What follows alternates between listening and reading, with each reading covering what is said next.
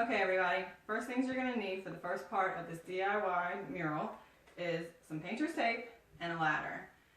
The ladder you may not even need on your first day because this is a mural that can be done in a few steps, which is really great because you don't have to block out an entire day to get the project done. Just work on it, you know, when the kids are asleep or at nap time. So I prefer frog tape. I just happen to be a big fan. With our first mural that we did on the opposite side of the room, it was done with whatever tape I had lying around. So regular blue painter's tape and frog tape, and in the process I realized I preferred how the frog tape stuck to the wall and also how it peeled off of the wall because you are going to want to take it down. What we're going to do is use the tape to create negative space. So we want to start with a background base color of whatever color you want your trees to be. In this case, our home came with agreeable gray walls by Sherwin-Williams, and these are perfect for our birch tree mural. So I decided that I wanted an odd spacing of my trees so there is no math or measurements, which makes it really easy and I think look more natural because, as they say, God doesn't work in straight lines. So I also decided to start my trees at each edge of the wall. So I go down and I start at the bottom, and I don't feel the need to carry it all the way up to the ceiling quite yet because I may change my mind as I go. So I like to start. I think I'll leave this tree about 2 tape widths deep, and then I'm going to go from there. Maybe spacing the next tree just about there. The biggest part is just kind of trying to make sure you get your tape straight up and down, which is great with the repositionable painter's tape. I think I'll go to the other end. I kind of start at either end and work my way towards the middle so that I don't end up having too big of a space between certain trees or having some too crowded. You may decide that you want all of your trees the same width and choose to keep it simple and make each tree the width of your tape. You can also buy your painter's tape in multiple widths. And remember, no need to take your tape all the way to the top just yet. Just go ahead and decide where you want the trunk of your trees to be placed. Hi guys, we're back again for our tree mural. We've already got our trees plotted out here on the wall. Where we left off was basically with our stumps. We've decided where we want our trees, how thick each one's going to be, and varied them at differing widths so they look more natural. So again, we got our frog tape because frog tape is awesome. And we're going to start taking these trees from the bottom up. As you can see, I've already begun over here. So I like to start by just taking, whoop, not right, but don't throw little rips away. You'll see that we're going to use those later to create our branches. There is no waste. Tear that guy. We're going to use every little scrap here in the end. So one nice long strip of tape. Line up your bottom edges. Once you got those lined up, you really can't go wrong because, again, it's repositionable. I like to hold it nice and taut. Eyeball it, make sure it seems level and straight, and then push up. We'll do that all the way down. Every now and then I want you to stand up, take a step back, and look at your trees from a distance so you can see if any of them aren't quite straight, so you can step back in. I can see I went off a little bit of an angle, and reposition your tape. And I saw another one. Where did he go? Here he is. He's crooked. You can go back in and straighten it up as many times as you need.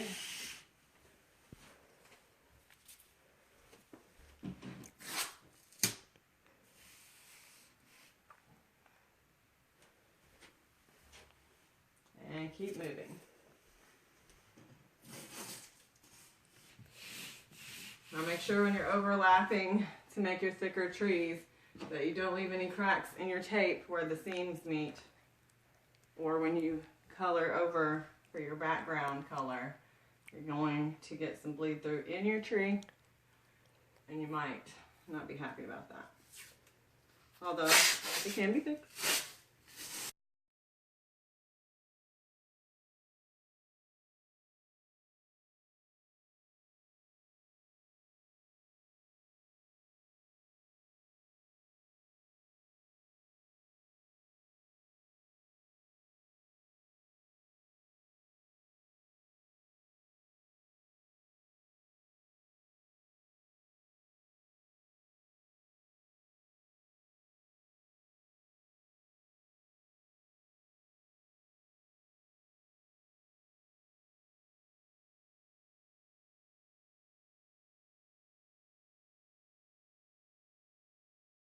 Okay guys, so we've got our trees in place. Remember, we just took our frog tape and ran vertical lines up the wall. The distance apart doesn't matter, and I prefer to add varying widths to each tree with multiple layers of tape. And 1s, 2s, 3s, and 4s is how I pattern mine randomly. And to get the branches, all we want to do is tear the tape and tear the tape again. Now when you're placing your branches, just remember, as in nature, you want the heaviest part, which is going to be the widest part, to be towards the trunk of the tree, tapering outwards into your thin twig. As you see, we've already got ours all taped off. And now we're going to move into the fun part, the painting. This is the only step you really want to do all at once. You want to get it painted, and then you want to pull down your tape so that you don't have any, if it over dries onto your tape sometimes, when you peel it, it will also peel off the paint that you actually want to stay on the wall, and we don't want that. So let's get started, and don't forget to enlist your little helpers. Tam, Trin, come on. For this particular room, I've chosen, what color is this? This is by Behr. It's called Wave Top. I really love Behr paint. I've used other brands, and I feel like Behr is amazing. It will cover in one coat. As long as you get one good coat on, you typically don't even need a second coat. I've found with other brands, you can sometimes need 2 or even 3, especially with more vibrant or darker colors. And I buy just the lowest brand of Behr paint. It has the primer and paint in one, and it does a great job every time. Clean up.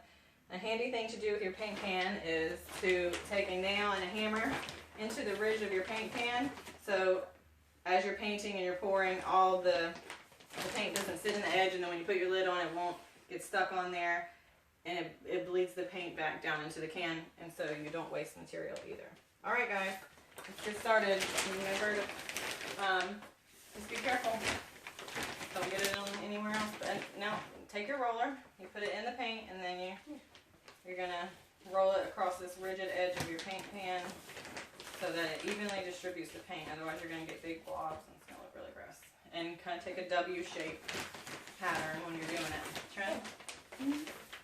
Now also, before we got started, what I did is I went through and I just made sure all my tape was smoothed down, because you don't want your roller to catch anything, peel your paint up, and mess up your nice stencil you've created.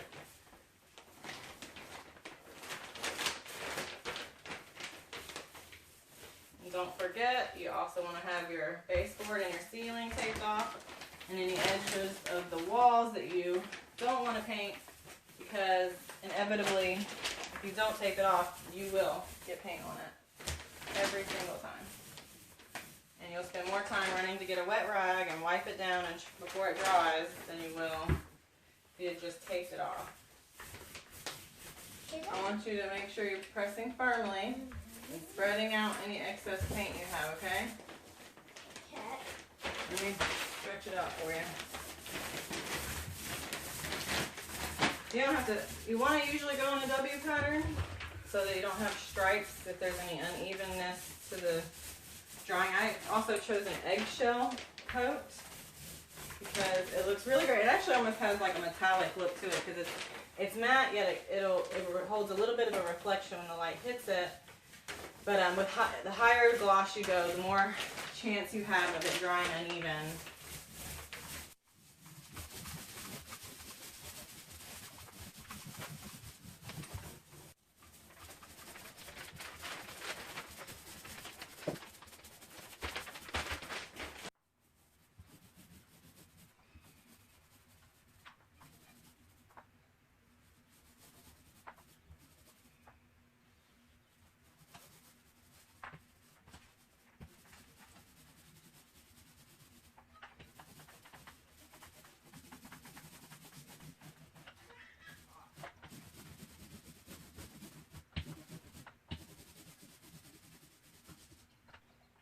So it's been about maybe 30 minutes to an hour.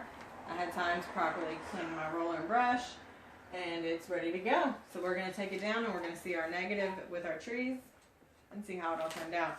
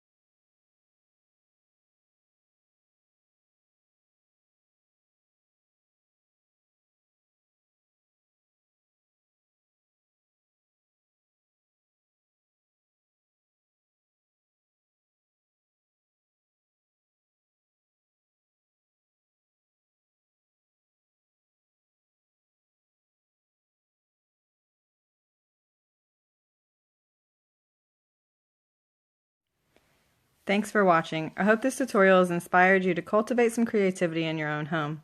We'd love to hear any questions, comments, or tips that you have in the comments below. And please share a hashtag cultivating creativity of a photo of your own